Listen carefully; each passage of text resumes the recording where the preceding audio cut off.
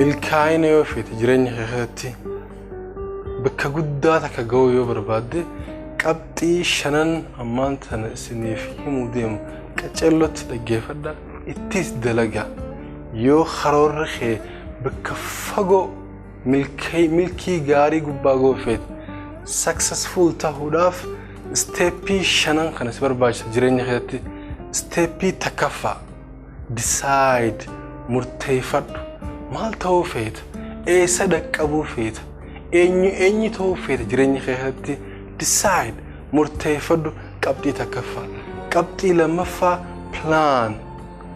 karoorfadhu karoora baafadhu tokkoffarratti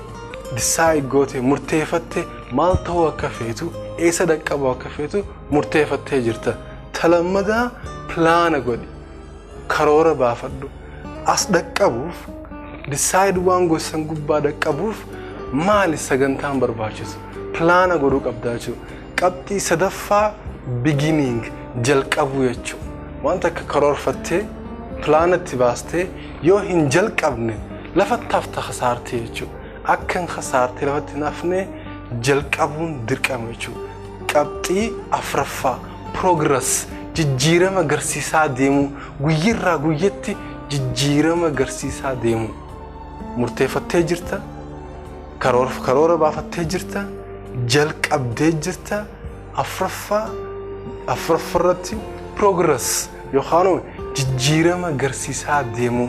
qabxiin shanaffaan achieve waan eegalte waan karoora baafatteef san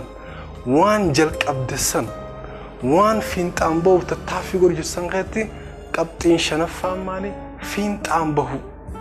jalqabde karoorfatte kaayatte osoo fiinxaan hin baane irraa hin bahin jireenya kee fooyyeessuuf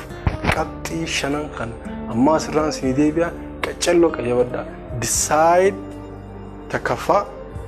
planning lammaffaa sadaffaa beginning jalqabuu afraffaa progress jijjiirama agarsiisuu shanaffaa achieve fiinxaan bahu qabxii shanan kana qacellotti yoo itti dalaydan wama feetaniin milkaa'ina irra geestan you will be successful waan feetiyan arraaf kanaan qaba galatooma